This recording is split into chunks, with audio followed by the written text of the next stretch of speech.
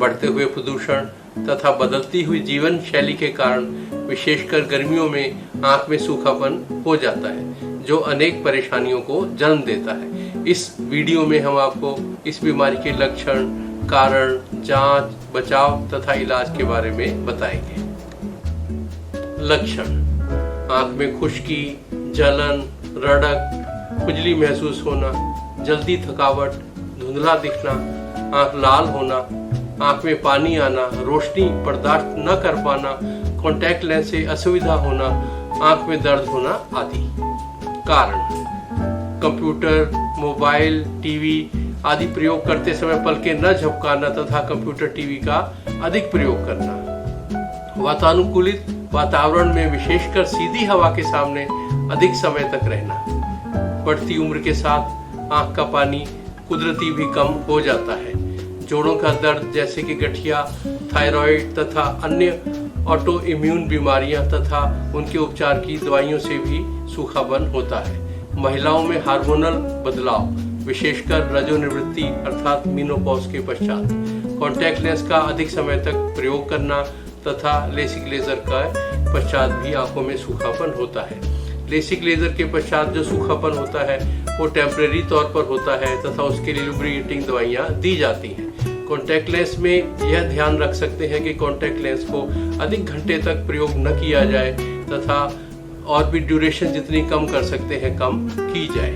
कुछ eye drops के अधिक प्रयोग से भी ऐसा होता है ड्राइनेस का, और विशेषकर आई ड्रॉप्स में एक बेंजलकोनियम क्लोराइड नाम से प्रिजर्वेटिव होता है, उसके कारण से भी आंख में ड्राइनेस होता है। किसी कारण से आंख की पलकें बंद न होना जैसे कि फेशियल नर्व पैरालिसिस तथा एक्सपोजर केरेटाइटिस। कुछ दवाइयों के साइड इफेक्ट के कारण भी ड्राइनेस हो जाती है जैसे कि एंटीस्टेमिनिक दवाइयाँ, नींद की दवाइयाँ, कुछ ब्लड प्रेशर की दवाइयाँ तथा गर्भ निरोधक दवाइयाँ। कुछ लोगों को काम होता है कि उन्हें गैस के या दूसरे चूल्हा, भट्टी, तंदूर आदि के पास अधिक समय तक काम करना होता है। ऐसे लोगों को चाहिए कि आंख की बचत के लिए एक चश्मा लगा लें ताकि आपको डायरेक्ट सेका ना लगे। आंख की पलक की बीमारी जैसे कि ब्लेफराइटिस, इसके कारण बेगोवियन ग्लैंड डिजीज भी होती है तथा बेगोवियन ग्लैंड डिजीज के कारण भी ड्राइनेस होता है। आंखों की एलर्जी तथा एलर्जी के उपचार की दवाइयों से भी आंख में सूखापन हो सकता है।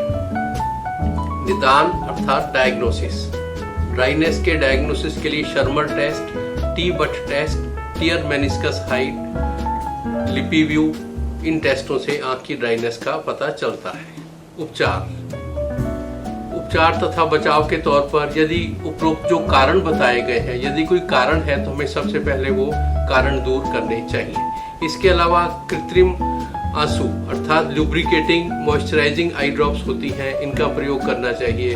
और ये जो आई ड्रॉप्स हैं ये केमिस्ट शॉप पर बिना डॉक्टर की प्रिस्क्रिप्शन के भी मिल जाती हैं। और जब भी बाहर निकले, विशेषकर गर्मियों में तथा टू व्हीलर चला रहे हैं जैसे कि मोटरसाइकिल, स्कूटी, स्कूटर आदि, तो चश्मा लगाकर ही निकले।